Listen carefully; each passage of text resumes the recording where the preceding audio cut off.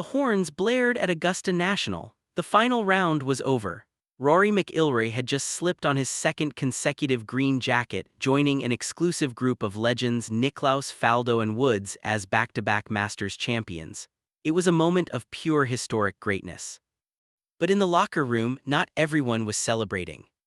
Bryson DeChambeau, who had missed the cut by 2 shots, did not congratulate his rival. He did not offer a handshake. He did not send a message of respect. Instead, he went off. He called McIlroy's on-course tactics classless. He talked about the silent treatment, the cold shoulder, the way McIlroy treats his playing partners as if they simply do not exist.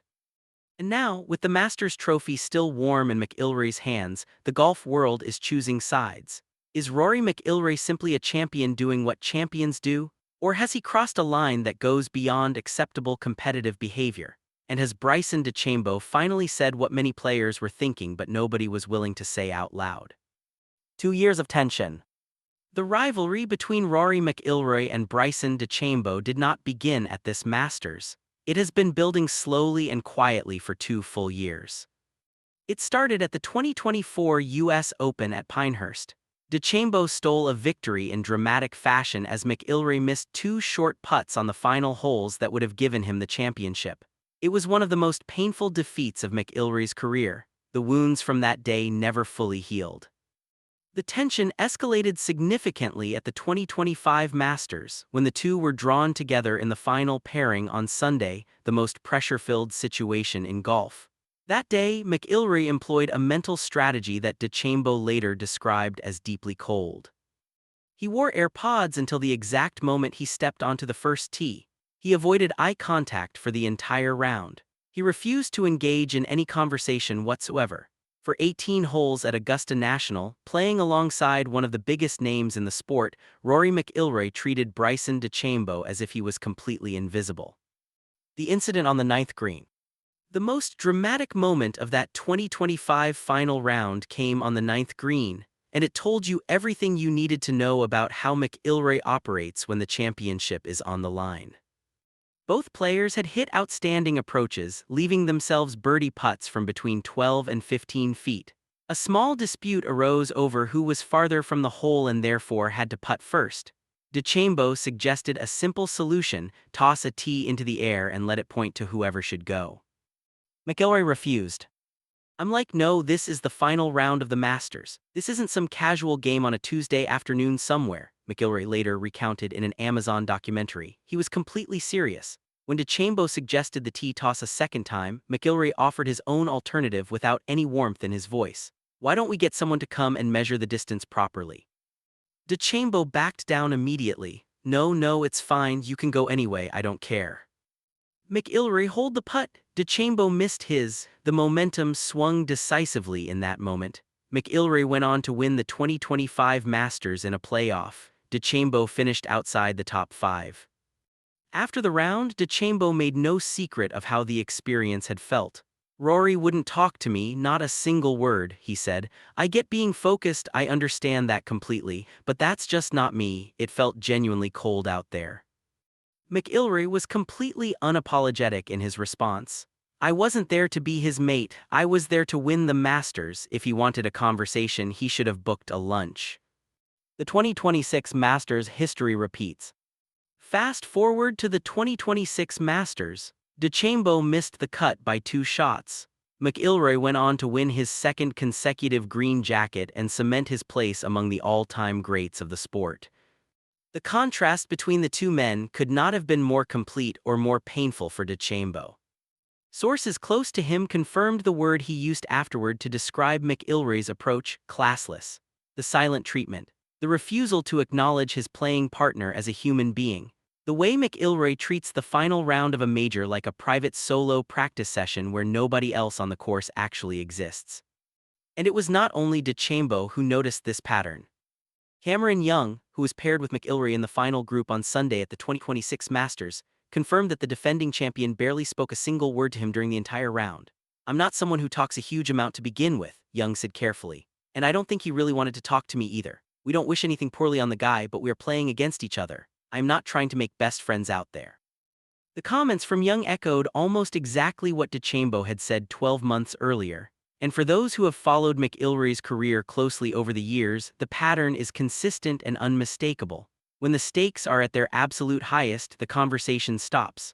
The smiles fade, the focus becomes total and absolute. McIlroy's sports psychologist Bob Rotella confirmed as much before the 2025 Masters. The tunnel vision, he told the BBC, was simply the game plan for the entire week. But for DeChambeau, the plan does not feel like professional focus, it feels personal. Champion or cold, the golf world divided.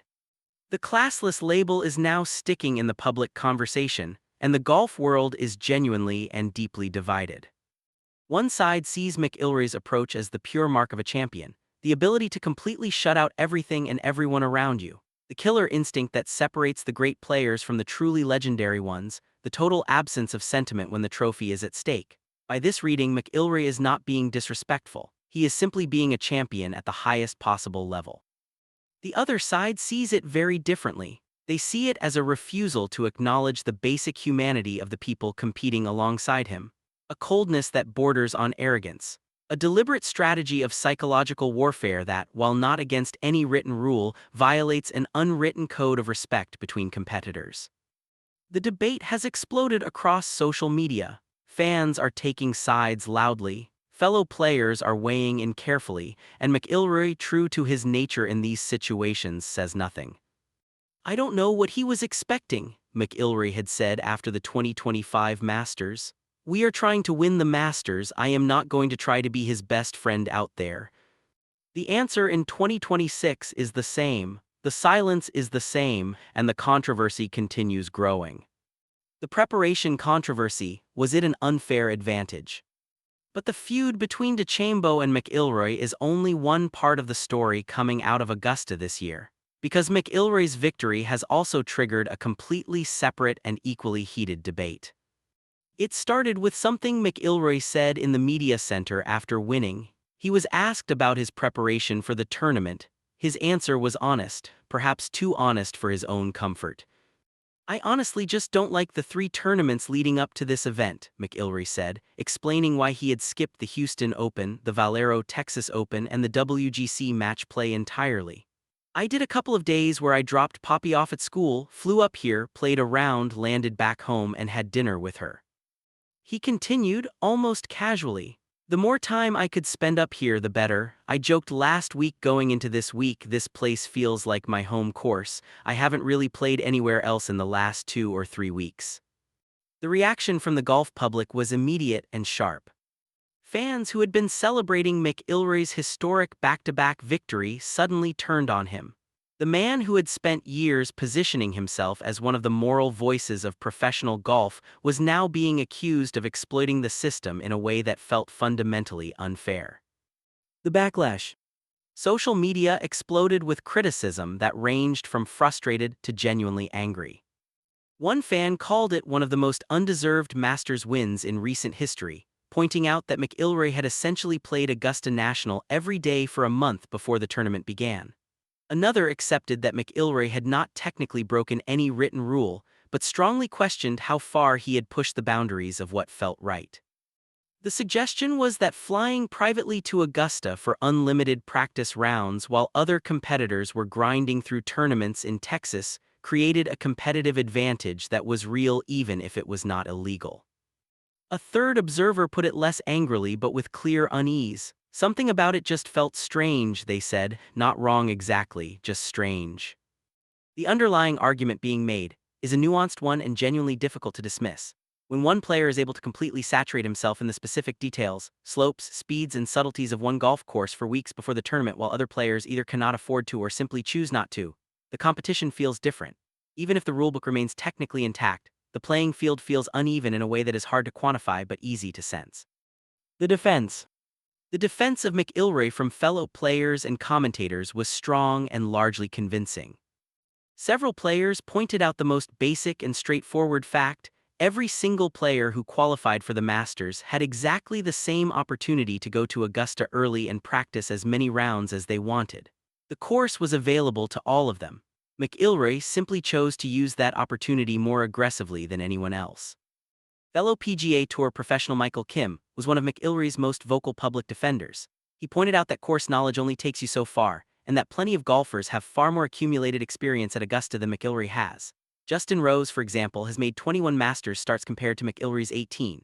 If repeated visits to the course were truly the deciding factor, Rose would be winning green jackets regularly. Kim also addressed the private jet argument directly. When one social media user suggested that other players simply could not afford to fly privately back and forth to Augusta the way McIlroy did, Kim pushed back firmly. He said he personally could afford to do exactly that if he chose to. He simply made a different financial decision. Flights to Augusta are available from anywhere in the United States without requiring a private jet. Broadcaster Bryson DeChambeau was equally direct. Every professional player who qualified for the Masters could go early and play as many practice rounds as they wished, he said. The only advantage McIlroy had over the field was his considerable skill, nothing more and nothing less. Kevin Kistner on the Barstool Sports 4 Play podcast was the most blunt of all. Who cares how many times he went? Everyone else can go just as much as they want, they just cannot beat him. The rules change debate. Despite the strong defense from within the game, a significant and vocal portion of the golf audience remains genuinely unconvinced. And the calls for a formal rules change are growing louder after this year's controversy. Sports media outlet Outkick offered a measured and carefully worded perspective. McIlroy was given the opportunity to play Augusta National multiple times in the weeks leading into the Masters, the outlet wrote. That opportunity is not against the rules, but it does create a meaningful competitive disparity among the players in the field that deserves to be examined seriously.